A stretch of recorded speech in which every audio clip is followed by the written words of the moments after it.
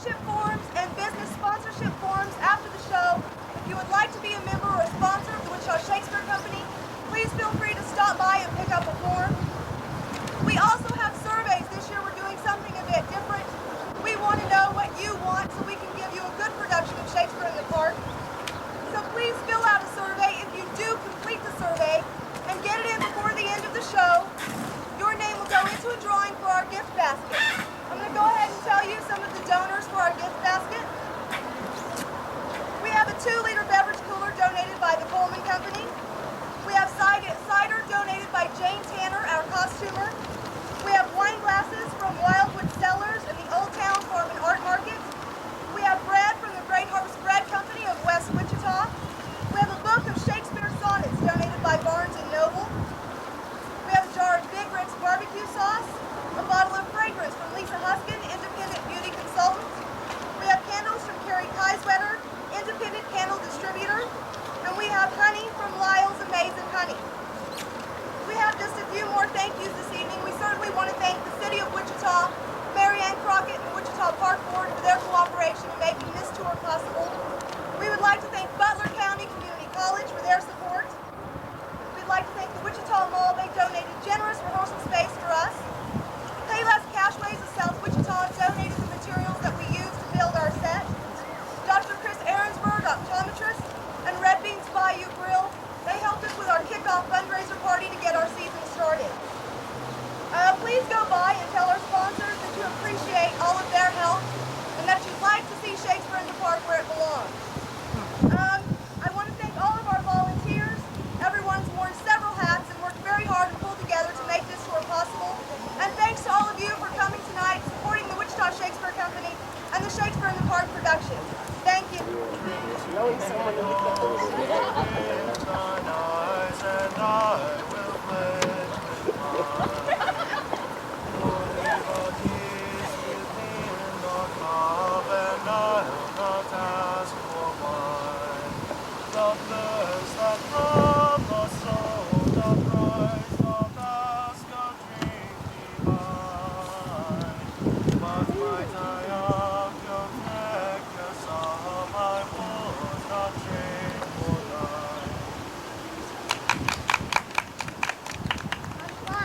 I learned in this letter that Don Pedro of Aragon comes this night to Messina. He is very near by this. He was not 3 leagues off when I left him. How many gentlemen have you lost in this action? A few of any sort and none of name. A victory is twice itself when the achiever brings home full numbers. I find here that Don Pedro hath bestowed much honor on a young Florentine called Claudio. Much deserved on his part, and equally remembered by Don Pedro. He hath borne himself beyond the promise of his age, doing in the figure of a lamb that meets of a lion. I pray you, is Signor Mountanto returned from the wars, or no? I know none of that name, lady. There was none such in the army of any sort. What is he that you ask for, niece? My cousin means Signor Benedict of Padua. He's returned, and as pleasant as ever he was. I pray you, how many hath he killed and eaten in these wars? But how many hath he killed? For indeed I promised to eat all his killing. Faith, niece, you tax Signor Benedict too much. He hath done good service, lady, in these wars. He is a very valiant trencherman. He hath an excellent stomach. And a good soldier too, lady. Even a good soldier to a lady. But what is he to a lord? A lord to a lord, a man to a man. Stuff with all honorable birth. It is so indeed. He is no less than a stuffed man. But for the stuffing, well, we are all mortal. You must not, sir, mistake my niece. There is a kind of merry war between Signor Benedict and her. They never meet, but there's a skirmish of wit between them. Alas, he gets nothing by that. In our last conflict, 4 of his 5 wits went halting off, and now is the whole man governed with 1. So that if he hath enough wit to keep himself warm, let him balance the difference between himself and his horse. For it is all the wealth he hath left to be known a reasonable creature. Who is his companion now? He hath every month a new sworn brother. It's impossible. Very easily possible. He wears his faith, but as the fashion of his hat, it ever changes with the next block. See, lady, the gentleman is not in your I would burn my study. But who is his companion? Is there no young square now who will make a voyage with him to the devil? He is most in company of the right noble Claudio. Oh, Lord, he will hang upon him like a disease. He is sooner caught with the pestilence than the taker runs presently mad. God help the noble Claudio if he has caught the Benedict. I will hold friends with you, lady. Do, good friend. You will never run mad, niece. No, not till a hot January. Don Pedro is approached. Good Signor Leonato, you are come to meet your trouble. The fashion of the world is to avoid causing you encounter. Never came trouble to my house in the likeness of your grace. You embrace your charge too early. I think this is your daughter. Her mother hath many times told me so. Were you in doubt, sir, that you asked her? Signor Benedict, no, for then were you a child. If Signor Leonato be her father, she would not have his head on her shoulders for all Messina's like him as she is. I wonder that you will still be talking, Signor Benedict. Nobody marks you. What? My dear lady, this day! Are you yet living? Is it possible this dame should die while she has such mean food to feed it as Signor Benedict? Courtesy itself must convert to disdain if you come in her presence. Then is courtesy a turncoat? But it is certain I am loved of all ladies. And I would I could find in my heart that I had not a hard heart, for truly I love none. A dear happiness to women. They would else have been troubled with a pernicious suitor. I thank God in my cold blood I am of your humor for that. I would rather hear my dog bark at a crow than a man swear he loves me. God keep your ladyship still in that mind, till some gentleman or other shall escape a predestinate scratch face. Scratching could not make it worse. 'Twas such a face as yours. Well, you are a rare parent-teacher. A bird of my tongue is better than a beast of yours. I would my horse had the speed of your tongue, and so good I continue. If But keep your ways, in God's name. I have done. You always in with a jade's trick. I know you of old. That is the sum of it all, Leonato. Signor Claudio, Signor Benedict, my dear friend Leonato has invited you all. I tell him we will stay at the least a month, and he heartily prays some occasion shall detain us longer. Let me bid you welcome, my lord. Being reconciled to the prince your brother, I owe you all duty. I thank you. I have not many words, but I thank you. Please, your grace, lead on. Your hand, Leonato, we shall go together.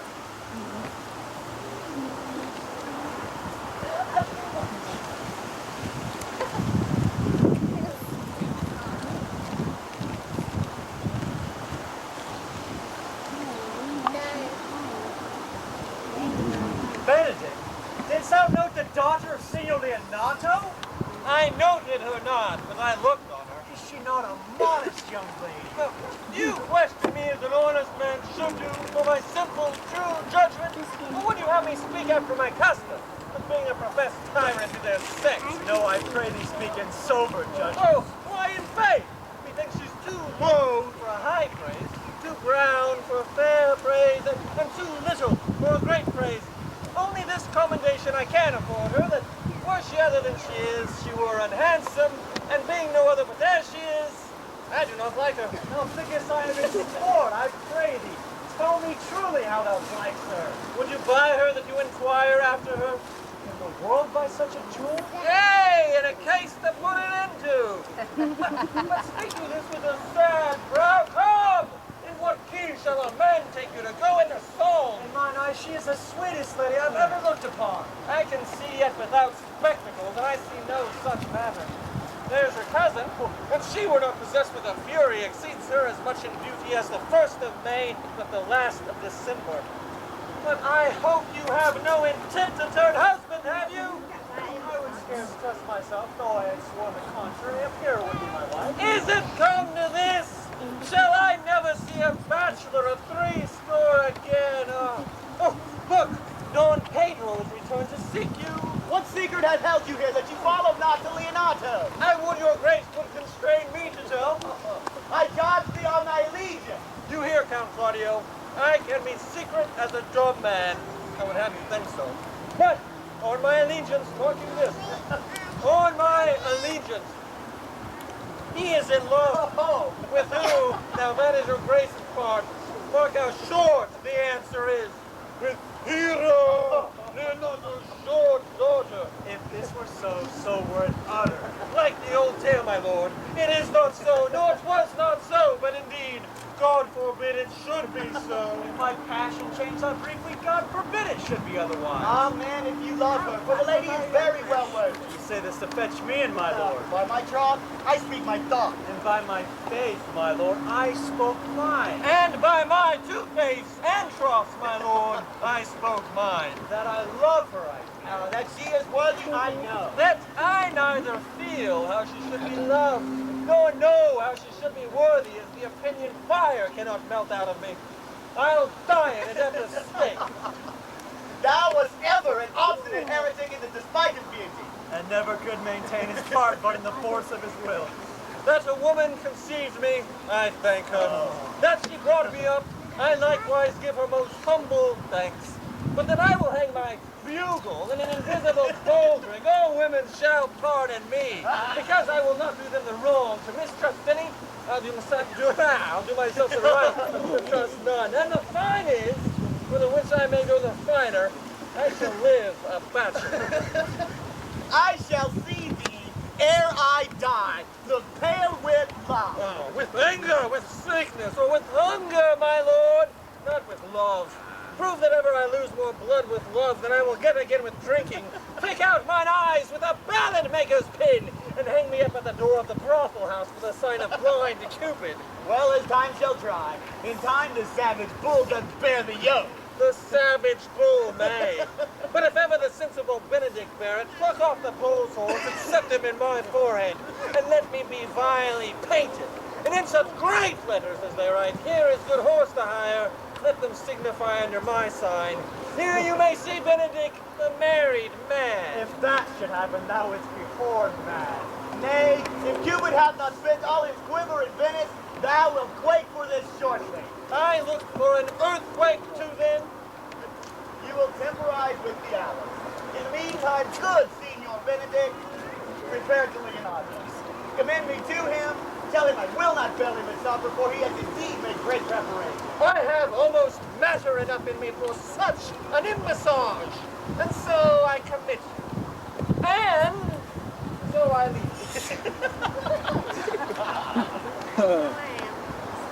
My lord, your highness now may do me good. My love is thine to teach. Teach it but how, and thou will see how apt it is to learn any hard lesson that may do thee good. Hath Leonato any son? No child but Hero, she is his only heir. Dost thou affect her, Claudia? Oh, my lord. If thou dost love fair Hero, cherish it. And I will break with her and with her father, and you shall have her. How sweetly thou dost minister love, that no love is by his complexion. Look, what will serve his fit? 'Tis once thou lovest, and I shall fit thee with the remedy. I know we will have revelry tonight. I will assume thy part in some disguise, and tell fair Hero I am Claudia, and in her bosom I'll unclasp my heart, and taking her hearing prisoner with the force and strong encounter of my amorous tale, then after to her father will I break, and the conclusion is she shall be thine. In practice, let us put it present. Okay. What?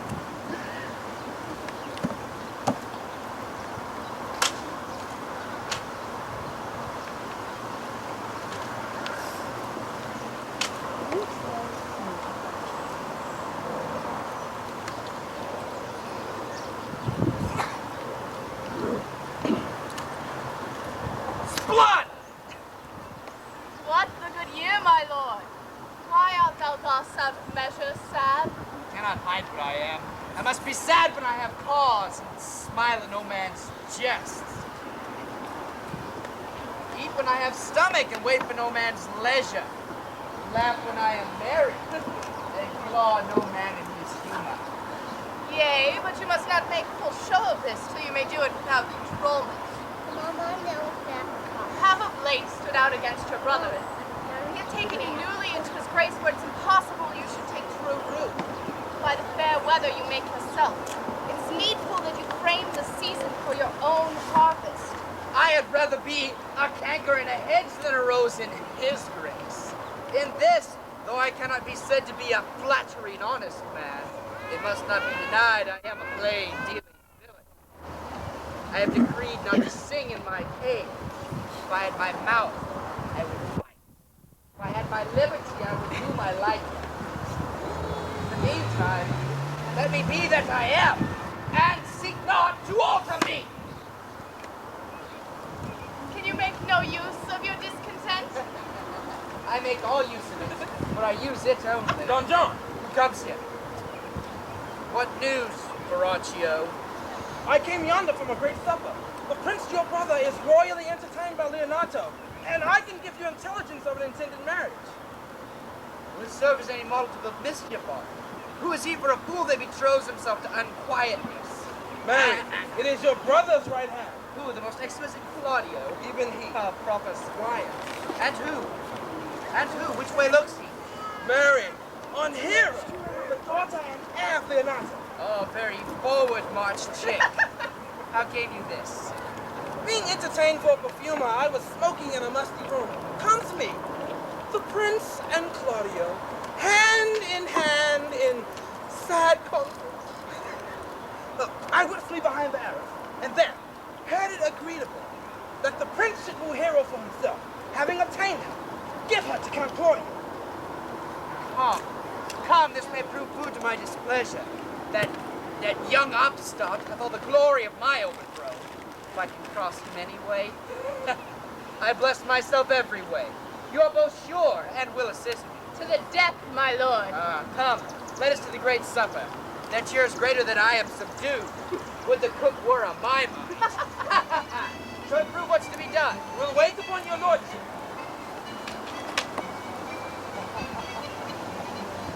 Was not Count John here at supper? I saw him not. How tartly that gentleman looks. I never can see him, but I am heartburned an hour after. He is of a very melancholy disposition. He were an excellent man who were made just in the midway between him and Benedict. The one is too like an image and says nothing, and the other too like my lady's eldest son, ever more tattling. By my troth, niece, thou wilt never get thee a husband if thou be so shrewd of thy tongue. Indeed, she is too cursed. Too cursed is more than cursed. I shall lessen God's sending that way.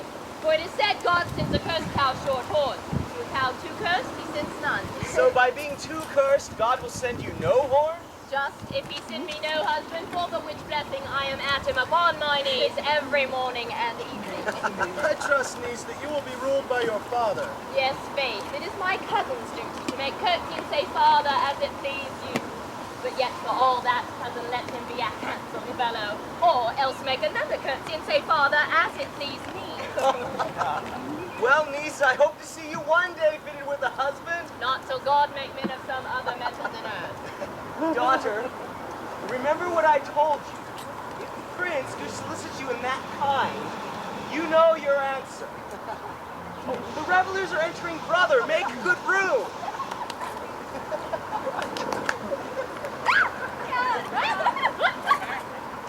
Lady, will you walk about with your friend? So you walk softly and look sweetly and say nothing. I'm yours for the walk, and especially when I walk away. With me in your company. I may so when I please. Speak low if you speak loud.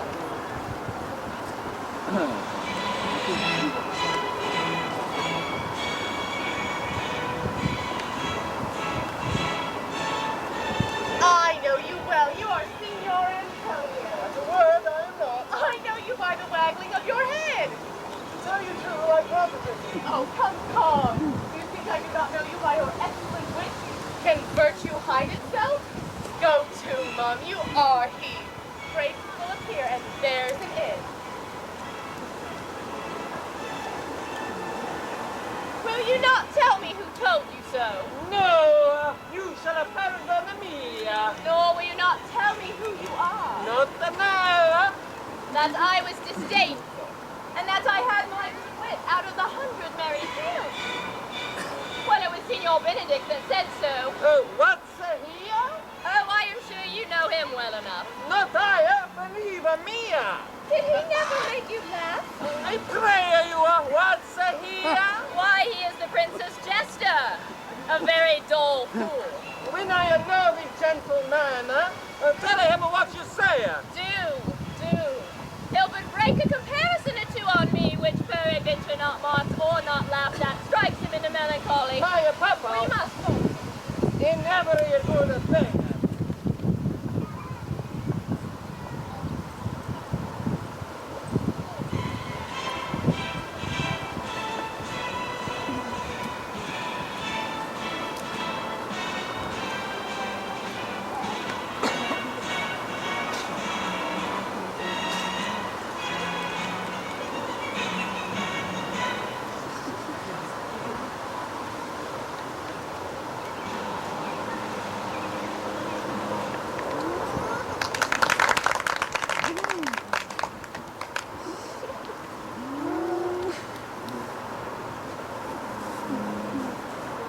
That is Claudio. I know him by his bear. Are you not Signor Benedict? You know me well. I'm he. Signor, you are very near my brother in love. He is enamored on Hero. I pray you dissuade him from her. She is the equal to his birth. May do the part of an honest man in it. How know you he loves her? I heard him swear his affection to her. So did I too, and he swore he would marry her tonight. Come, let us to the banquet.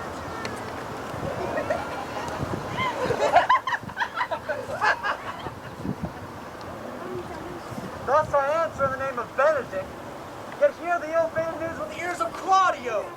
'Tis certain that the prince woos for herself. Our friendship is constant in all things, save the office and affairs of love. Farewell, therefore. Now, Claudio! Yea, the same. Now, where you going? Whither? Even to the next willow, about your own business, Toby. Oh, what fashion will you rather go in, know? About your neck, like a usurer's chain, or under your arm, like a lieutenant's skull? You must wear it one way, for the prince has got your hero. I wish him joy of her. Why, that's spoken like an honest Jovia, so they sell bullocks.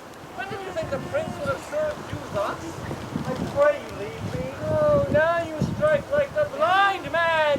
'Twas the boy that stole your meat, and you'll beat the post. If it will be, I'll leave you. Alas, poor hurt fowl. Now will he creep into sedge. Now, where is the Count? Have you seen him? Troth, my lord, I have played the part of Lady Fame. I found him here as melancholy as a lodge in a warren. I told him, and I think I told him true, that your grace had got the goodwill of this young lady, and I offered him my company to a willow tree, either to make him a garland as being forsaken, or to bind him up a rod as being worthy to be whipped. To be whipped? What's his fault? The flat transgression of a schoolboy, who being overjoyed with finding a bird's nest, shows it his companion, and he steals it. Wilt thou make a trust, a transgression? I will but teach them to sing and restore them to the owner. If they're singing and so you're saying, by my faith, you say honestly. The Lady Beatrice had the quarrel to you. The gentleman that danced with her says she is much wronged by you. Ow! She misused me past the endurance of a block. My very visor began to assume life and scold with her. She told me, not thinking I had been myself, that I was the Princess Jester, that I was duller than a great czar, huddling jest upon jest with such impossible conveyance that I stood like a man in a mark, with the whole army shooting at me.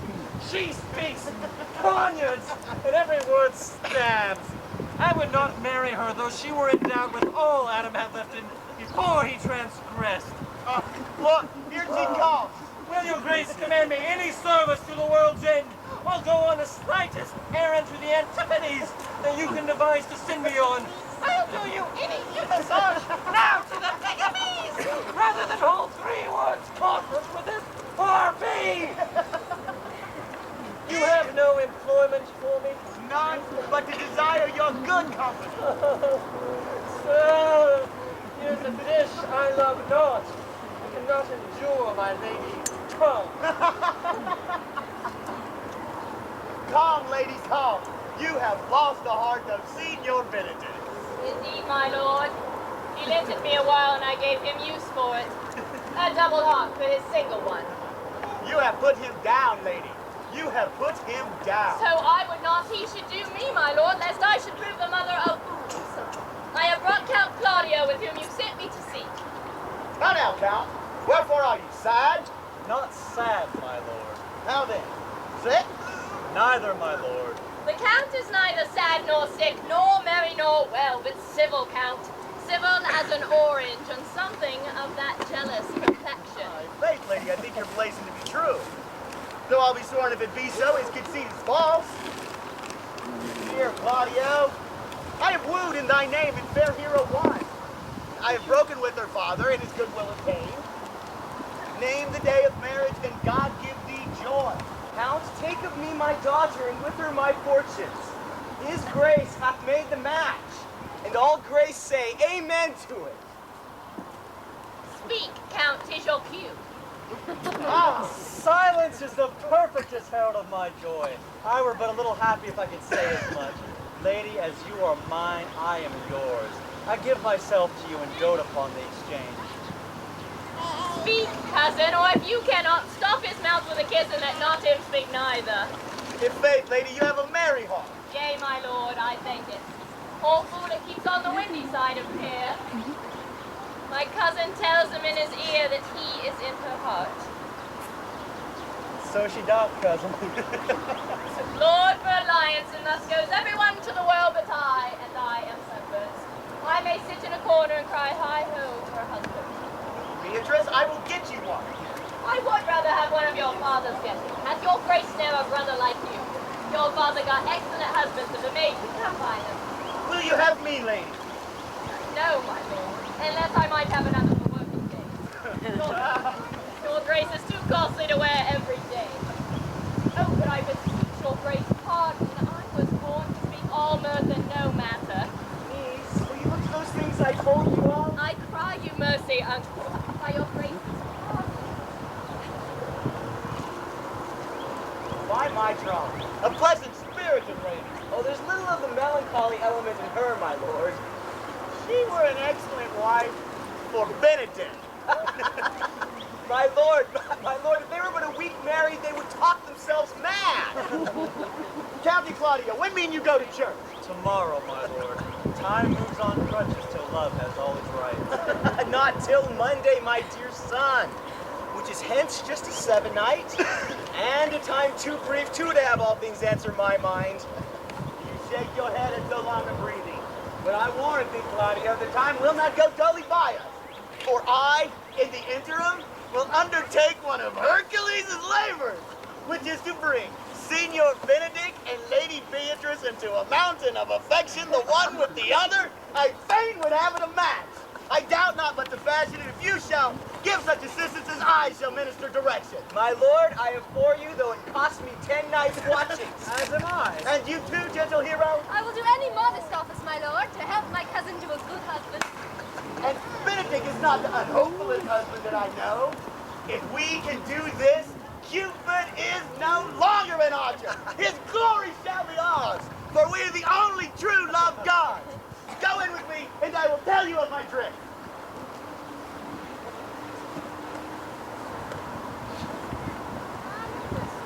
It is so that Count Claudio shall marry the daughter of Leonardo.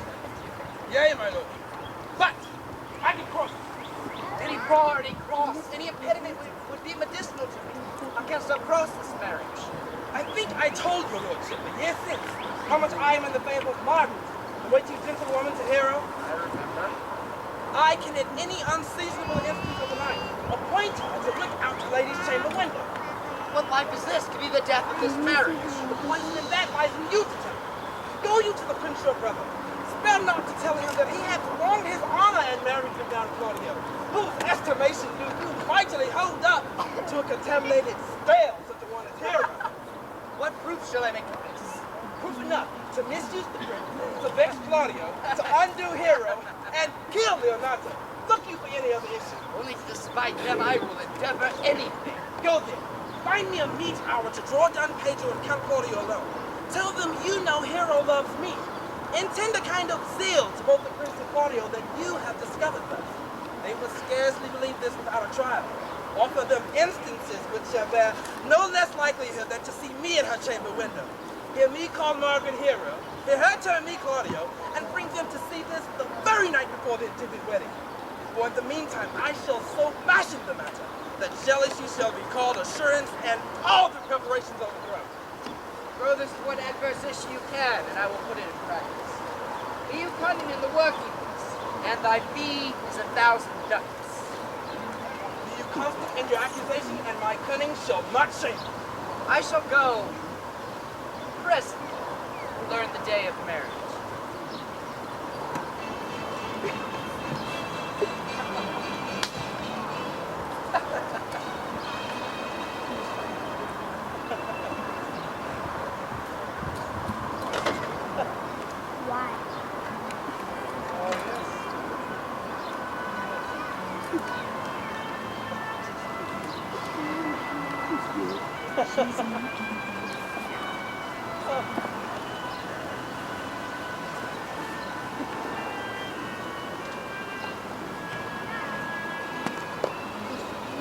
I do much wonder that one man, seeing how much another man is a fool when he dedicates his behaviors to love, will, after he hath laughed at such shallow follies, become the argument of his own scorn by falling in love. And such a man is Claudio. I have known when there was no music with him but the drum and the fife. And now would he rather hear the tabor, a pipe. I have known when he would have walked 10 miles afoot to see a garrover. And now will he lie 10 nights awake, carving the fashion of a new doublet. He was wont to speak plain and to the purpose, like an honest man and a soldier. And now is he turned orthography. His words are a very fantastical banquet. Just so many strange dishes. May I be so converted and see with these eyes? I cannot tell, I think not. I will not be sworn, but love may transform me to an oyster. But till he have made an oyster of me, he shall never make me such a fool. One woman is fair, yet I am well. Another is wise, yet I am well. Another virtuous, yet I am well. But till all graces be in one woman, till all graces be in one woman, no, one woman shall not come in my grace. Rich she shall be, that's certain. Wise, or I'll none. Virtuous, or I'll never cheapen her. Fair, or I'll never look on her. Mild, or come not near me. Of good discourse, an excellent musician, and her hair. Her hair shall be of what color it please God. Come, my lord, let away. Ha! The prince and Monsieur Love. I'll hide me in the arbor. Come, shall we hear this music? Aye, my good lord, how still the evening is, as hushed on purpose to grace harmony. Come, Balthazar, we'll hear that song again. Now divine air, now is his soul ravished. Is not it strange that sheep's guts should hail souls out of men's bodies? Oh, sigh no more, ladies, sigh no more, for men were deceivers ever. One foot in sea and one on shore, to launching constant never. And sigh not so, but let them go, and be blithe and bonny, converting all your sounds of woe into hey nonny nonny.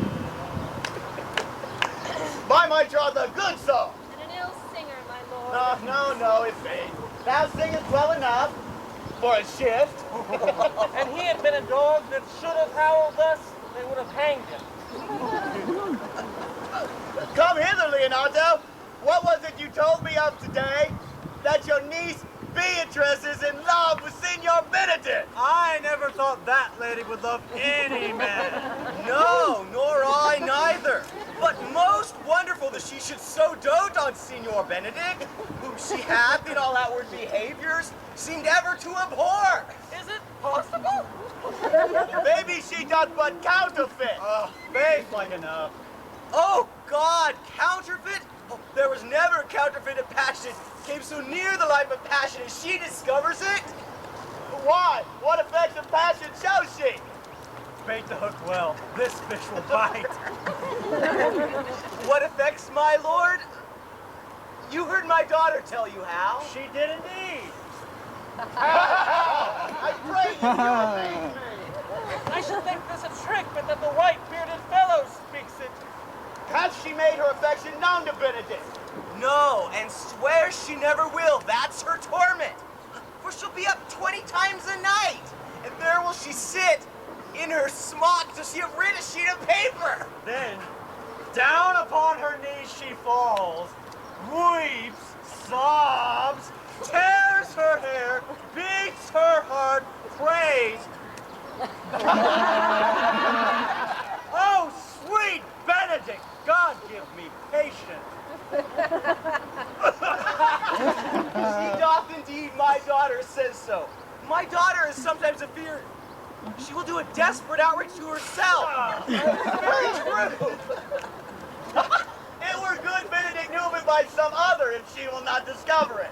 To what end he would make jest of it and torment the poor lady worse. And he should, that were an alms to hang him. She is an excellent sweet lady, and out of all suspicion, she is virtuous. She is exceeding wise. In everything but in loving Benedict. I pray you, Leonardo, let's tell him of her love and hear what he will say. Were it good, think you? Hero thinks surely she will die, for she says she will die if he love her not. And she will die ere she make her affection known, and she will die if he woo her. If she should make tender of her love, 'tis possible he'll scorn it. For the gentleman, as you know, all hath a contemptible spirit. Leonardo, I am sorry for your niece. Shall we go seek out Benedict and tell him of her love? No, let the lady wear it out in good counsel. Nay, that's impossible. She may wear her heart out first. I do love Benedict well. I would that he could modestly examine himself to see how much unworthy he is so good a lady. My lord, will you walk? Dinner is ready. If he do not dote upon this, I'll never trust my expectation. Then let the same net be spread for her, and that your daughter and her gentlewoman should carry. Let's send Beatrice to call him into dinner. This can be no trick. The conference was sadly born. They have the truth of this from Hero. Love me! Why, it must be requited. I hear how I am censured. They say I will bear myself proudly if I perceive the love come from her. They say, too, that she will rather die than give any sign of affection. I did never think to marry. I must not seem proud. Happy are they that hear their detractions and can put them to mending. They say the lady is fair. 'Tis a truth. I can bear them witness. And virtuous. 'Tis so. I cannot reprove it. And wise. But for loving me, by my troth, it is no addition to her wit. Nor no great argument of her folly, for I will be horribly in love with her. I may chance have some odd quirks and remnants of wit broken on me because I have railed so long against marriage. But doth not the appetite alter? A man loves the meat in his youth that he cannot endure in his age. Shall quips and sentences and these paper bullets of the brain awe a man from the career of his humor? No! The world must be peopled! When I said I would die a bachelor, I did not think I should live till I were married. Oh, here comes Beatrice. By this day, she's a fair lady. I do spy marks of love in her.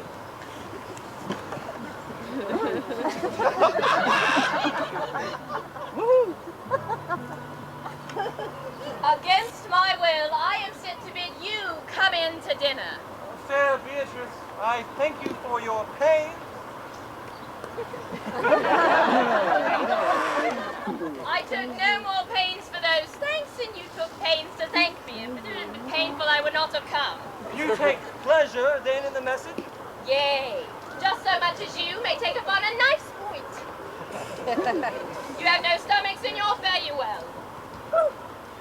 Against my will, I am sent to bid thee come in to dinner. There's a double meaning in that. If I do not take pity of her, I am a villain.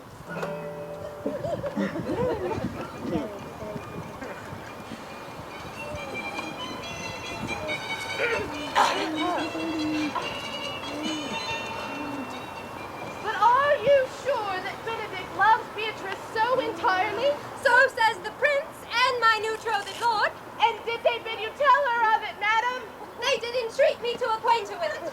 But I persuaded them, if they loved Benedict, to wish him wrestle with affection and never to let Beatrice know of it. Why did you so? Doth not the gentleman deserve as full, as fortunate a bed as ever Beatrice shall count upon? God of love, I know he doth deserve as much as may be yielded to a man. But nature never framed a woman's heart of prouder stuff than that of Beatrice. Disdain and scorn right sparkling in her eyes, misprizing what they look on. And her wit values itself so highly that to her all matter else seems weak. She cannot love. Sure, I think so, yet tell her of it. Hear what she will say. No. Rather I will go to Benedict and counsel him to fight against his passion. Oh, do not do your cousin such a wrong. She cannot be so much without true judgment, having so swift and excellent a wit as she is prized to have, as to refuse so rare a gentleman as Signor Benedict. He is the only man of Italy, always excepted my dear Claudio. When are you married, madam? Why, every day tomorrow. Come, go in. I'll show thee some attires and have thy counsel which is the best to furnish me tomorrow. She's lying, I warrant you. We have caught her, madam. If it proves so, then nothing goes by haps. Some Cupid kills with arrows, some with traps. What fire is in mine ears? Can this be true? Sans I condemn for pride and scorn so much. Contempt, farewell, and maiden pride adieu. No glory lives behind the back of such. And Benedict, love on, I will requite thee. Tame my wild heart to thy loving hand. If thou dost love, thy kindness shall incite thee to bind our loves up in a holy band. For others say thou dost deserve, and I believe it better than reportingly. I do but stay till your marriage be consummate, then go I toward Aragon. I'll bring you thither, my lord, if you'll vouchsafe me. Nay, that would be as great a soil in the new gloss of your marriage as to show a child his new coat and forbid him to wear it. I will only be bold with Benedict for his company, for the gentleman from the top of his head to the sole of his foot is all mirth. Gallants, I am not as I have been. So say I, methinks you are sadder. I hope he be in love. Nay, hang him, truant, there is not a true drop of blood in him to be truly touched with love. If he is sad, he wants money. I have the toothache. Draw it. Hang it. You must hang it first and draw it afterwards. Yet say I, he's in love.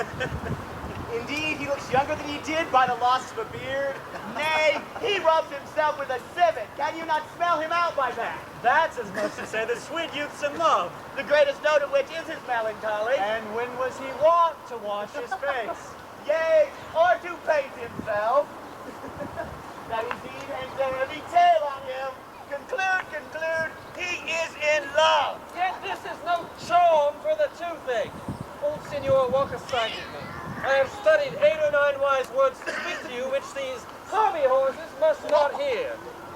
for my life to break with him about Beatrice. 'Tis even so. Hero and Margaret have played their parts with Beatrice. Now the two bears will fight each other when they meet. My lord and brother, God save you. Good did, brother.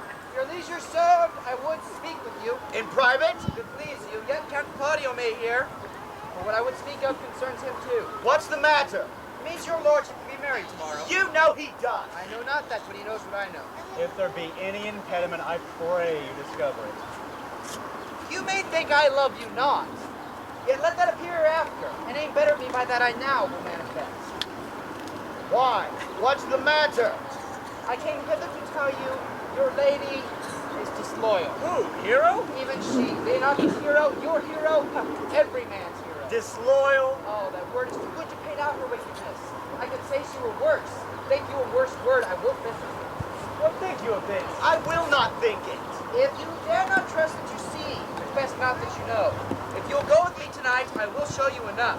And when you have seen more and heard more, proceed accordingly. If I see anything tonight, why I should not marry her tomorrow in the congregation, where I should wed her, there I will shame her.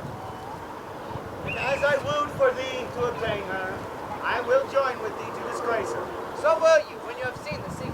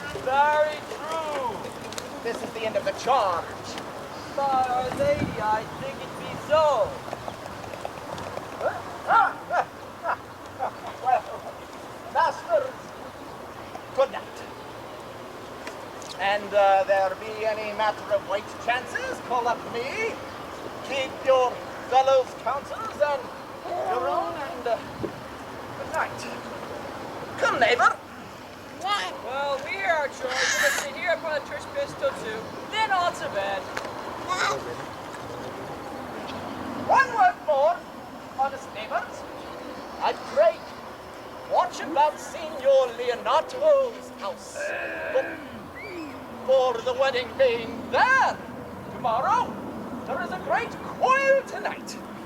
Adieu. Be vigilant, I beseech thee.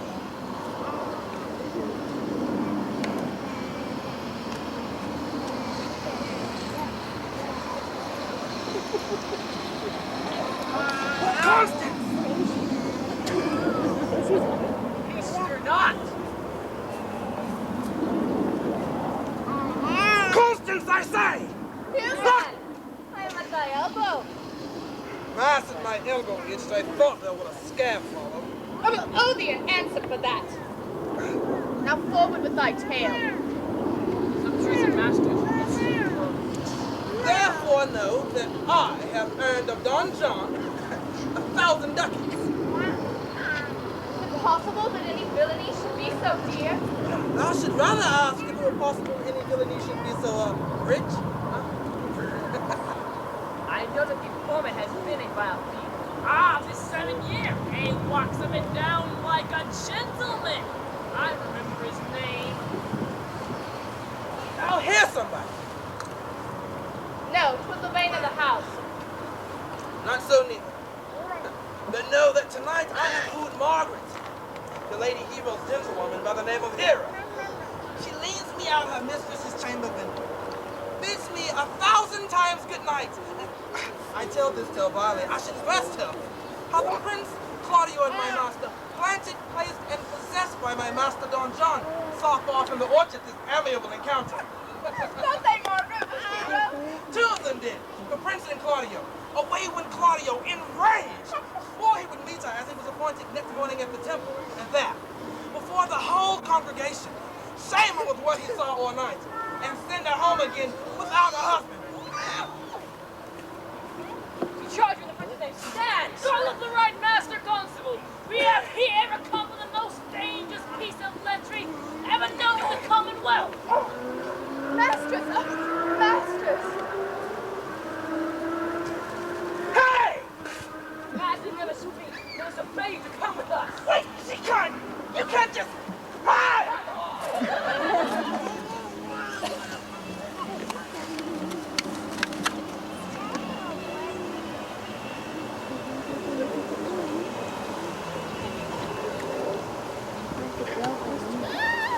Good Ursula, wake my cousin Beatrice and desire her to rise. I will, lady. And bid her come hither. Well, Charles, I think your other regatta were better. No, pray me, good Meg, I'll wear this. By my troth, not so good as I warrant your cousin will say so. For God give me joy to wear it, for my heart is exceeding heavy. Oh, 'twill be heavier soon. By the weight of a man. Fie upon thee! I'm not ashamed. Of what, lady? Of speaking honorably. Is not marriage honorable in a beggar? Is not your lord honorable without marriage? Ask my lady Beatrice else. Here she comes. Good morrow, cuz. Good morrow, sweet hero. Why, come now. You speaking sick soon? It's almost 5 o'clock, cousin. 'Tis time you were ready. Oh, by my troth, I am exceeding ill, I know. For a hawk, horse, or a husband. What means the fool, Trow? Nothing I, but God send everyone their heart's desire. These gloves the Count sent me, they are an excellent perfume. I am stuffed, cousin. I cannot smell. A maid and stuff. There's goodly catching a cold. God help me. God help me. How long have you professed apprehension? Ever since you left it. Does not my wit become ill? It is not seen enough you should wear it in your cap. By my troth, I am sick. Get you some of this distilled Cardus Benedictus and lay it to your heart. It is the only name for a balm. There, thou pricks her with a thistle. Benedict. Why, Benedictus? You have some moral in this Benedictus. Moral? No, by my troth, I have no moral meaning. You may think perchance that I think you are in love. No, thou Nay, my lady, I'm not such a fool to think what I list, nor I list not to think what I can, nor indeed I cannot think.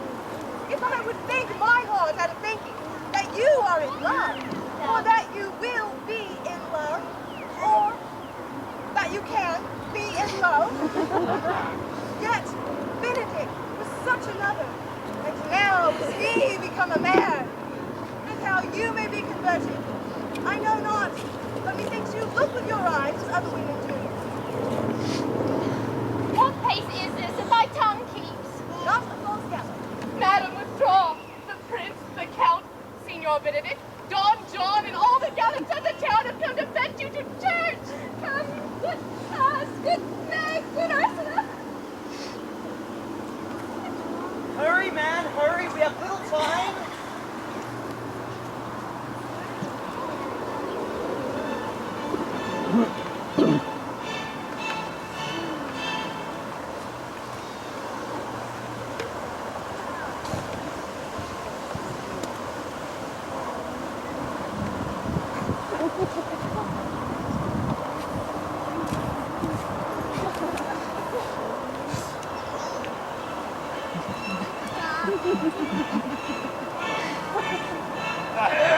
Sir!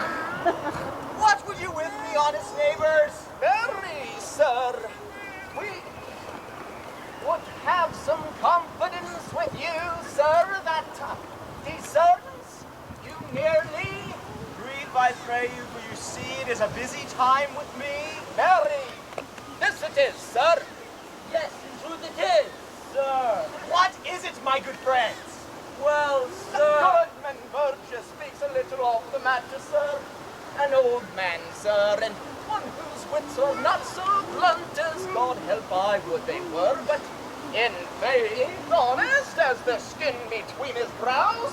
Neighbors, you are tedious. Why, it pleases your worship to say so, but we are the poor duke's officers. But for my own part, were I as tedious as a king, I could find it in my heart to bestow it all of your worship. All thy tediousness on me, ah? For £1,000, but I hear as good exclamation of your worship as any man in the city. And though I be but a poor man, I'm glad to hear it. And so am I. I would fain know what you have to say. Marry, sir, our watch tonight, accepting your worship's presence, had ta'en a couple of arrant knaves as any in the synod. Well, say thee faith, goodman Burgess, well. God's a good man, and two men ride of a horse, one must ride behind. And on a soul he played, sir, by my troth he is, as ever broke blade. What? God is to be worshipped. All men are not alike, alas, good neighbor. Indeed, neighbor, he comes too short of you. And gives it God gives. I must leave you. Oh, one word, sir. Watch, sir. Indeed, comprehended and as precious person. And we will have him this morning examined before your worship. Wow! Take their examination yourself and bring it me. Now, in great haste, as it may appear unto you. So it shall supplicants. Drink some wine ere you go. Fare you well. Or they stay for you to give your daughter to her husband. I'll wait upon them. I am ready. Go, good partner, go get you and your pen and inkhorn and go get thee to the jail. We are now to examination this man. And we must do it wisely. No, we shall spare for no wit, I warrant thee. Get thee to the jail.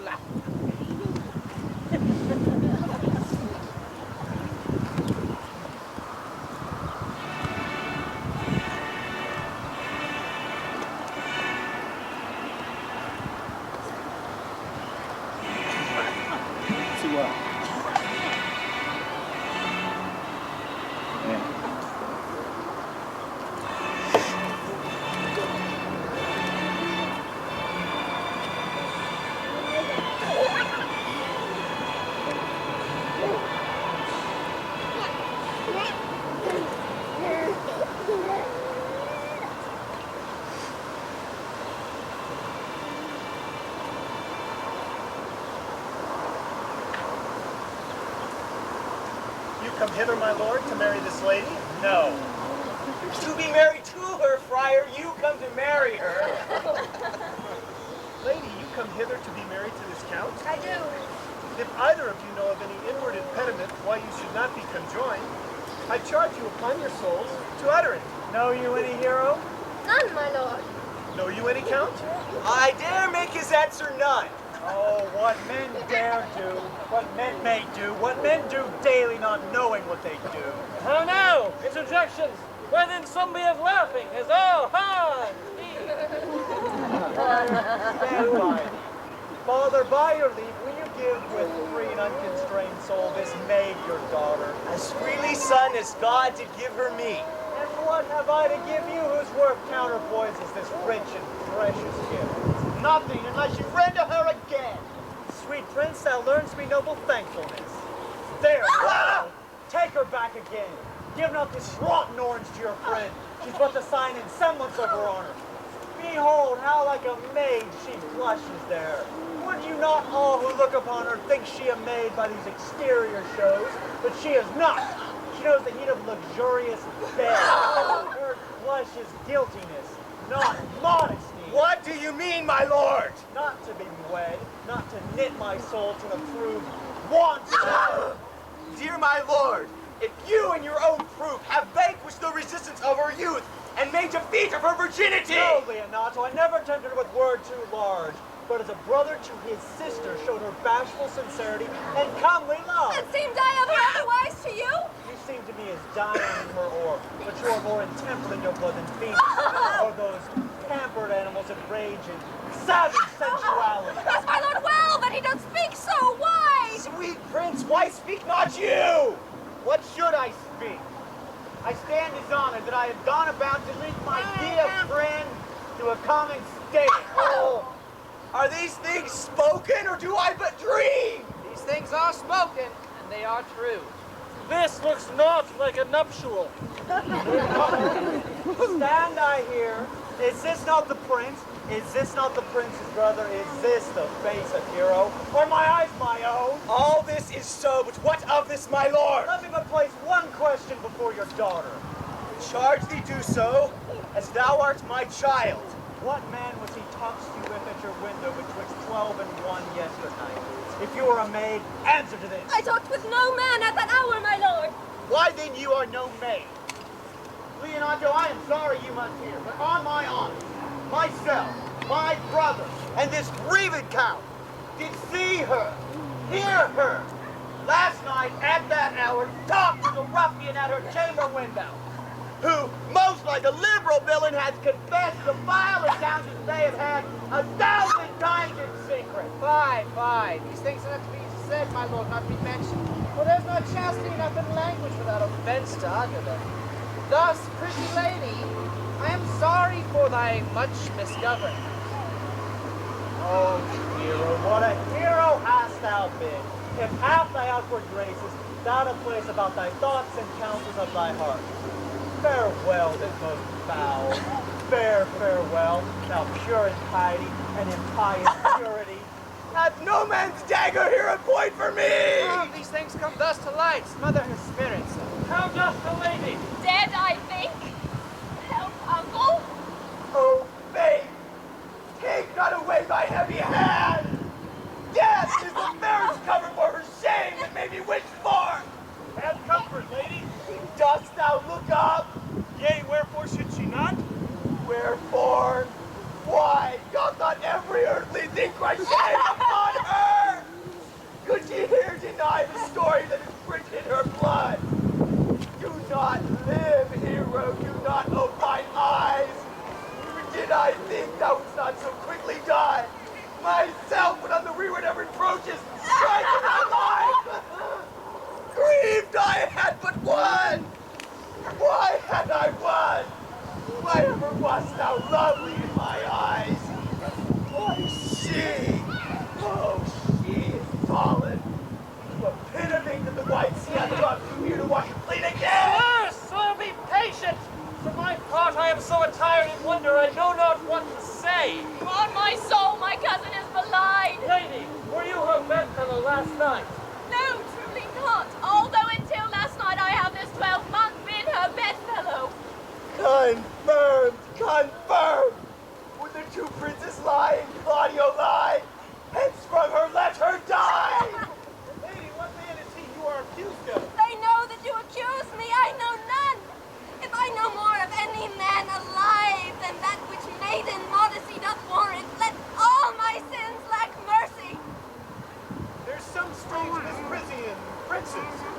them have the very bit of honor. And if their wisdoms be misled in this, the practice of it lives in John the bastard, whose spirits toil in frame of villainies. I know not. If they speak but truth of her, these hands shall tear her! If they wrong her honor, the proudest of them shall well hear of it! Pause a while, and let my counsel sway you in this case. Your daughter here, the princess, left for dead.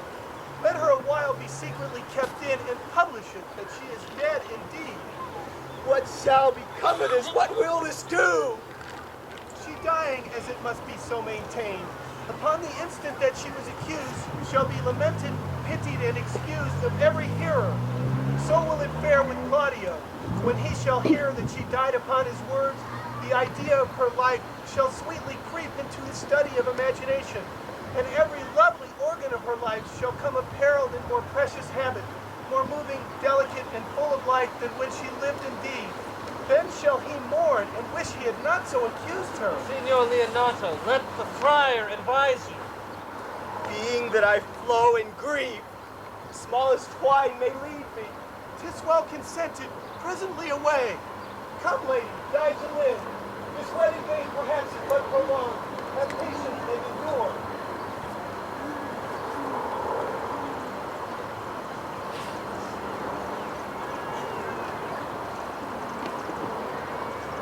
Lady Beatrice, have you wept all this while? Yea, and I will weep a while longer. I will not desire that. You have no reason, I do it freely. Surely I do believe your fair cousin is wrong. Oh, how much might the man deserve of me that would write her? Is there any way to show such friendship? A very even way, but no such friend. May a man do it? It is a man's office, but not yours. I do love nothing in the world so well as you. Is not that strange? Strange is the thing I know not. It were possible for me to say that I love nothing so well as you. Oh, but believe me not. And yet I lie not. I confess nothing, nor I deny nothing. I am sorry for my cousin. By my sword, Beatrice, thou lovest me. Do not swear and eat it. I will swear by it that you love me, and I will make him eat it that says I love not you. Why then God forgive me. What a bit sweet Beatrice. You have stayed me in a happy hour. I was about to protest I loved you. And do it with all thy heart. I love you with so much of my heart that none is left to protest. Come, bid me do anything for thee. Kill Claudio. Okay. Not for the wide world. Kill me to deny it. Farewell. Tarry, sweet I am gone, though I am here. There is no love in you. Nay, I pray you let me go. Beatrice. In faith, I will go. Kill these friends first. You dare easier be friends with me than fight with mine enemy. Claudio, thine enemy. Is it not approved in the height of villain that the slandered, scorned, dishonored my kinswoman? Oh, that I were a man! What bear her in hand until they come to take hands? And then with public accusation, uncovered slander, unmitigated rancor. Oh God, that I were a man, I would eat his heart in the marketplace. Hear me, Beatrice. A man out the window, a provisade. Nay, but Beatrice. Sweet hero, she is wrong, she is slandered, she is undone. Beatrice. He is now as valiant as Hercules, and only tells a lie and swears it. I cannot be a man with wishing, there I will die a woman with grieving. Tarry, good Beatrice. By this hand I love thee. Use it for my love some other way than swearing by it. Think you in your soul that Count Claudio hath wronged Hero? Yea, as sure as I have a thought or a soul. Enough. I am engaged. I will challenge you. Go. Comfort your cousin. I must say she is dead. So farewell.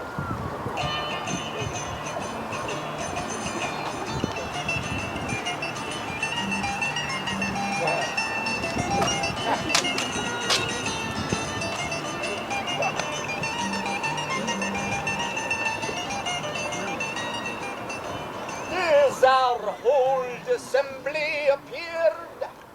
Oh, yea. Which be the malefactors? Marry, that am I, and my partners. But which be the offenders that are to be examined? Let them come before Master Constable. Yea, marry, let him come before me. What is your name? friend? I am a gentleman, and my name is Baraccio. Pray, write down Baraccio. Master, it is proved already that you are little better than a false knave. I'll answer you for yourself. Marry, sir, I say I am none. Welcome you hither, sirrah. A word in your ear. I say to you, it is that you are a false knave. Sir, I say to you, I am none. Well, stand you aside then. For God, you're in a tale. Have you writ down his none? Master Constable, you go not the way to examine. You must call forth the watchtower's accusers. Merry masters, I charge thee in the prince's name, accuse this man. This man said, sir, that Don John, the prince's brother, was a villain. Write down, Prince John, a villain. Master Constable. I pray thee, fellow, peace. I do not like thy look, I promise thee. What heard you him say else? To Mary, that he received 1,000 ducats of Don John for accusing the lady hero wrongfully. Flat burglary as ever was committed. Yea, by mass, that is. What else, fellow? And that Count Claudio did lean upon his word to disgrace her before the whole assembly and not to marry her. Oh, thou villain, thou shalt be condemned to everlasting redemption for this. What else? This is all. Prince John is this morning secretly stolen away. Hero was in this manner accused, in this very manner refused, and upon grief of hearing this, suddenly died. Master Constable, let this man be bound and brought to Leonato. I will go before and show him in the examination. Come, let him be opinioned. Let him be in the hands of coxcomb. God's my life! Where's the ledger? Let it be read down, Prince's Officer Coxcomb.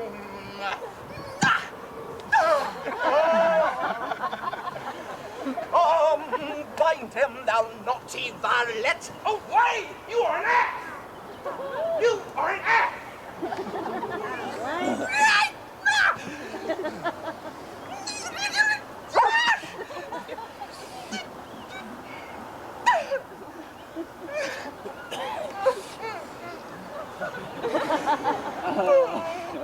Dost thou not suspect my pain? Dost thou not suspect my years? Oh, that he were here to write me down an ass. Masters, do not forget that I am an ass. Though it want to be written down, then forget not that I am an ass. Villain, thou art full of piety, and shall be proved by good witness. I am a wise fellow, and which is more, an officer, and which is more, the householder, and which is more, as pretty piece of flesh as ever in the scene. Come, bring him away.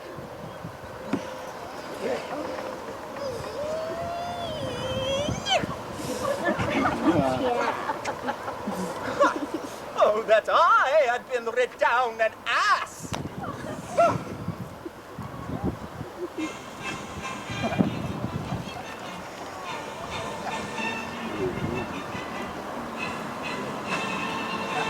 Carry on thus, you will kill yourself. Bring me a father that so loves his child, whose joy of her is overwhelmed like mine, and bid him speak of patience. But there is no such man, for brother men can counsel and speak comfort to that grief, which they themselves not feel, but tasting it. No, 'tis all men's office to speak patience to those that bring under the load of sorrow. Therefore, give me no counsel. My griefs cry louder than advertisement. Therein do men from children Pray thee, peace.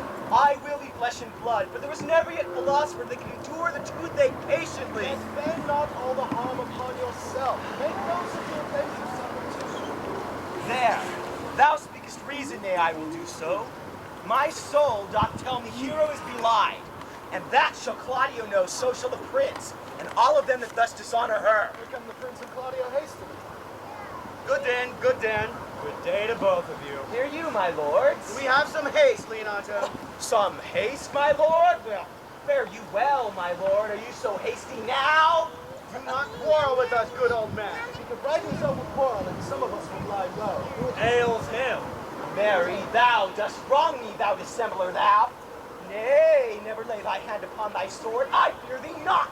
Mary, beshrew my hand and forgive your age such cause of pain. In truth, my hand meant nothing to my sword. Tush, tush, man, never fleer in jest with me. I speak not like a daughter nor a fool.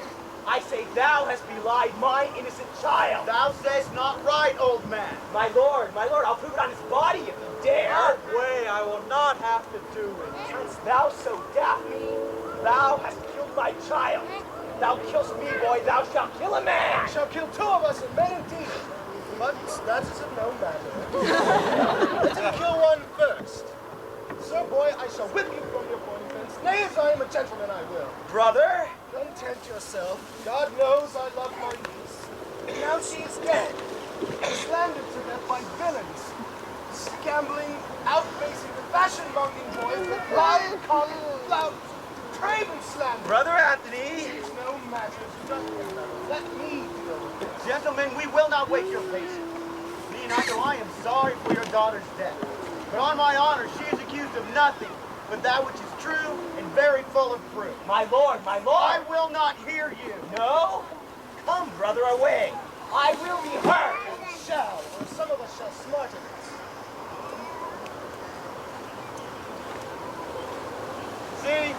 See, here comes the man we went to see. What news, senor? Good day, my lord. Welcome, senor. You're almost come to part almost a fray. We'd like to have our two noses snapped off by tools and without teeth. As I am an honest man, you look pale. Art thou sick or angry? What? Courage, man. Thou hast mettle enough in thee to kill a kid. Shall I speak a word in your ear? God save me from a challenge. You are a villain, I jest not.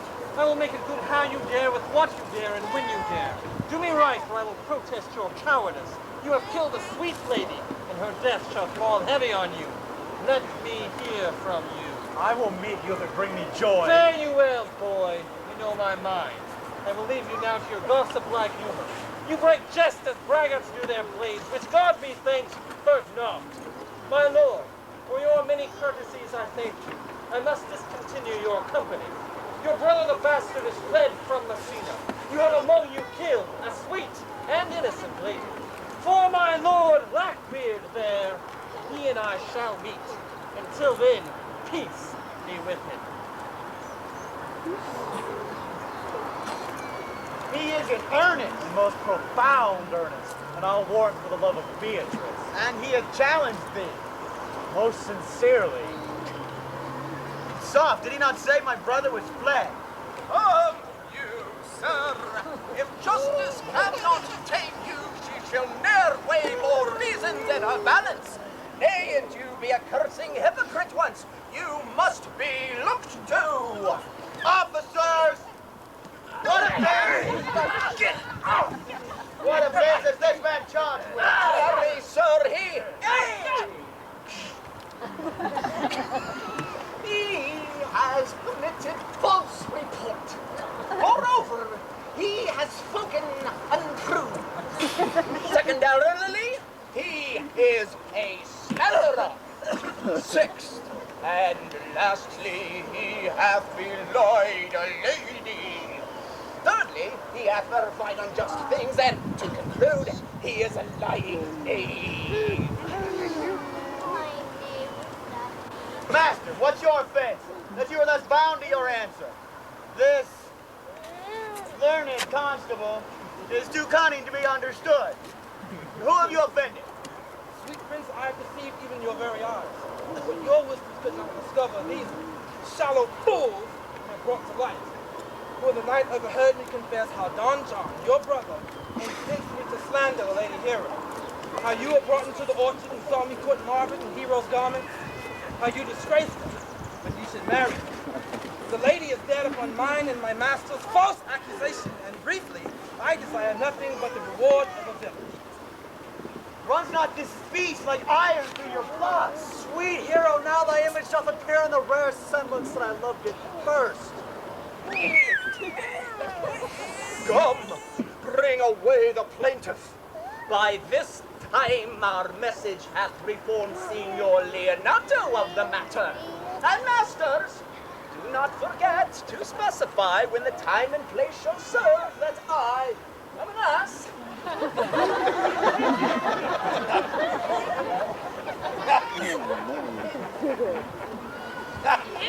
Here comes Master Signor Leonato. Which is the villain? Let me see his eyes. If you know your wronger, look on me. Art thou the slave that with thy breath hast killed my innocent child? Yea, even I alone. No, not so, villain. Thou beliest thyself. Here stand a pair of honorable men.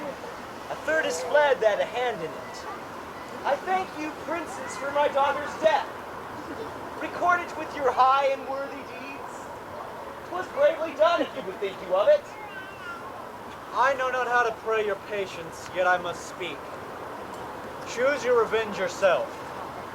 Impose on me whatever penance your imagination can play against my sin, yet sin I not, but in mistaking. By my honor, nor I. But to satisfy this good old man, I would bend under any heavy weight that he would enjoin me to.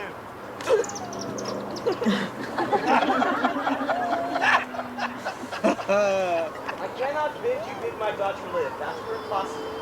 But I pray you both, possess the people in Messina here how innocent she died. And if your love can labor aught in sad invention, hang her an epitaph upon her tomb, and sing it to her bones, sing it tonight. Tomorrow morning come you to my house, and since you could not be my son-in-law, be yet my nephew. My brother hath a daughter, almost a copy of my child that's dead, and she alone is heir to both of us. Give her the right you should have given her cousin, and so dies my revenge. Oh, noble sir, how your overkindness doth bring tears from my eyes. I do embrace your offer and dispose henceforth of poor Claudia. Tomorrow then I will expect your coming. Tonight I take my leave. This naughty man shall face to face be brought to Margaret, who I believe was packed in all this wrong hired to by your brother. No, by my soul she was not, nor knew what she did when she spoke to me, but always hath been just and virtuous in anything that I do know by. Moreover, sir, and which indeed is not under white and black, this plaintiff here, the offender, did call me an ass. And I beseech your worship, let it be remembered there is punishment. I thank thee for thy care and honest pain. Why, your worship speaks like a most reverent and thankful youth, and I praise God for you. There's for your pains. God save the damnation. Go. I discharge thee of thy prisoner, and I thank thee. I leave an errant name with your worship, which I beseech your worship to correct yourself for the example of others. God keep your worship. I wish your worship well, not restore your hand. I humbly give you leave to report, but if a merry meeting may be wished, God prohibit it. Come, neighbor.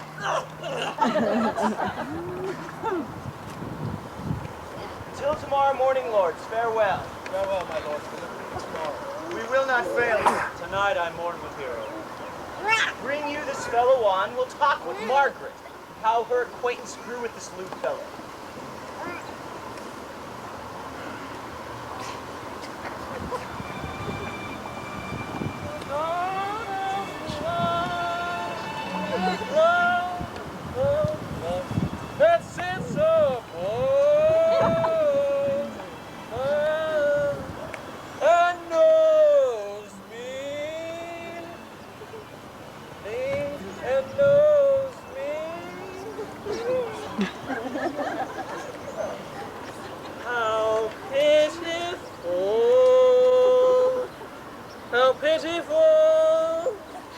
How pitiful I deserve. How how pitiful I deserve. How pitiful I deserve. How pitiful I deserve. I mean in singing, but in loving, oh. Leander, the good swimmer, Troilus, the first employer of panders, and whole bookful of these quondam carpetmongers whose names yet run smoothly in the even road of a blank verse. Why, they were never so truly turned over and over as my poor self in love. Mary, I cannot show it in rhyme, I have tried. I can find no rhyme to lady, but baby. An innocent rhyme for scorn, horn, a hard rhyme. For school, fool, a babbling rhyme, very ominous endings. No, I was not born under a rhyming planet, nor I cannot woo in festival terms. Oh, sweet Beatrice, wouldst thou come when I call thee? Yea, signor, and depart when you bid me. Oh, stay but till then. Then is spoken, fare you well. And yet, ere I go, let me go with that to which I came, and knowing what has passed between you and Claudio. Only foul words. And thereupon I will kiss thee. Foul words is but foul wind, and foul wind is but foul breath, and foul breath is noisome, therefore I will depart unkissed. Thou hast frightened the word out of his right sense, so forcible is thy wit. But I must tell thee plainly, Claudio undergoes my challenge, and either I must shortly hear from him, or I will subscribe him a coward. And I pray you, now tell me, for which of my bad parts did you first fall in love with me? For them all together, which maintain so politic a state of evil that they will not admit any good part to intermingle with them. But for which of my good parts did you first suffer love for me? Suffer love, a good epithet. I do suffer love indeed, for I love you against my will. In spite of your heart, I think. Alas, poor heart, if you spite it for my sake, I will spite it for yours, for I will never love that which my friend hates. Thou and I are too wise to woo peace. Now tell me, how doth your cousin? Very ill. And how do you? Very ill, too. Serve God, love me, and men. And there will I leave you too, for here comes one in haste. Madam, you must come to your uncle, yonder's old coil at home. It is proved my lady Hebrew hath been falsely accused, Sir Prince and Claudio mightily abused, and Don John is off from all, who is fled and gone. Will you come presently? Will you go and hear this news, signor? For I will live in thy heart, die in thy lap, and be buried in thy eyes. And moreover, I will go with thee to thy uncle.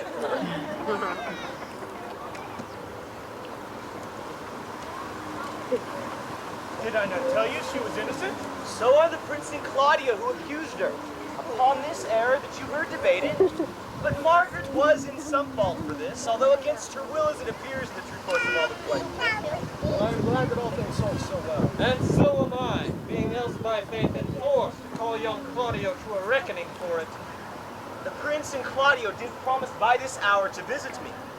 You know your office brother, you must be father to your brother's daughter, and give her to young Claudio. Which I will do with confirmed confidence. Friar, I must entreat your pains, I think. To do what, senor? To bind me, or undo me, one of them.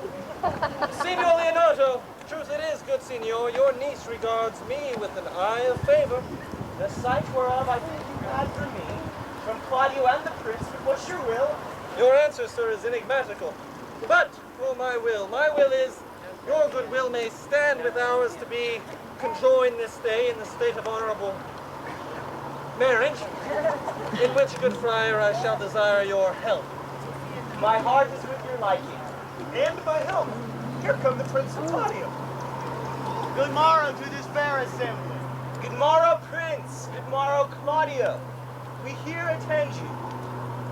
Are you yet determined today to marry with my brother's daughter? Call her forth, brother. Here's the friar ready.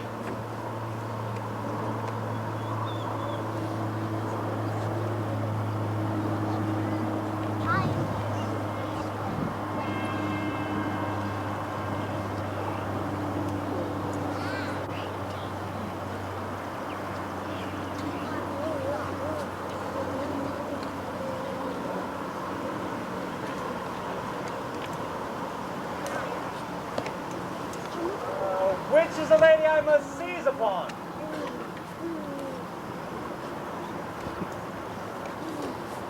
This same is she, and I do give you her. Why then she's mine. Sweet, let me see thy face. No, that you shall not, till you take her hand before this friar and swear to marry her.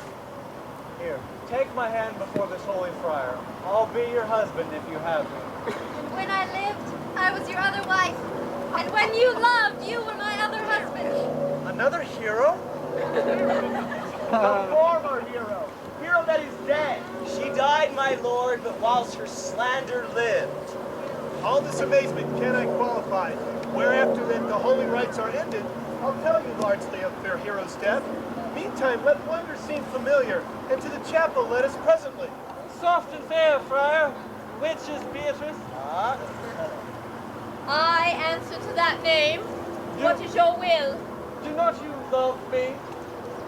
Why, no more than reason. Why then your uncle and the Prince of Claudio have been deceived. They swore you did. Do not you love me? So, no more than reason. Why then my cousin Margaret and Ursula are much deceived, for they did swear you did. Well, they swore you were almost sick for me. They swore you were well nigh dead for me. It's no such matter. Then you do not love me?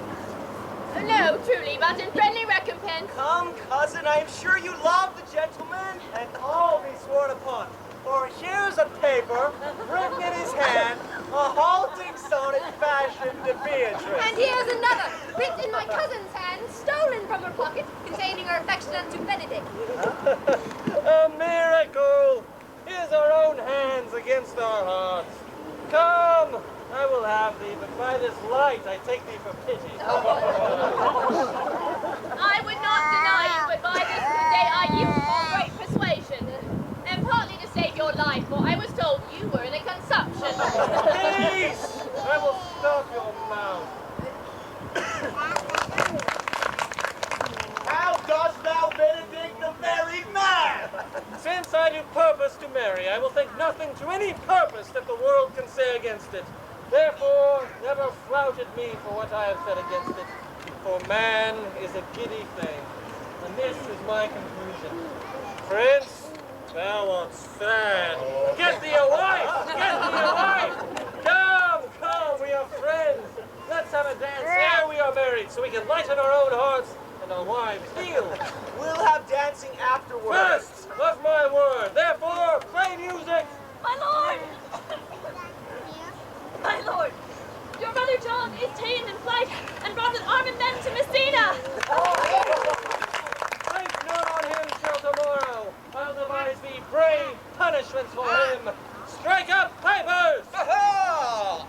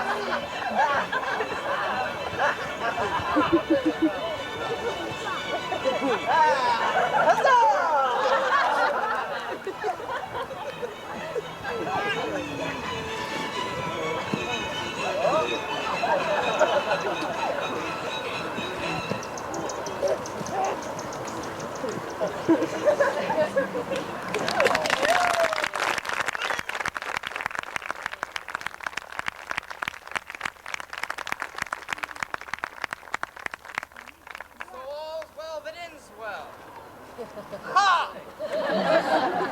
I thank you for coming. I would like to thank one of you even further by the presentation of the gift basket you noticed at the welcoming table. And the winner is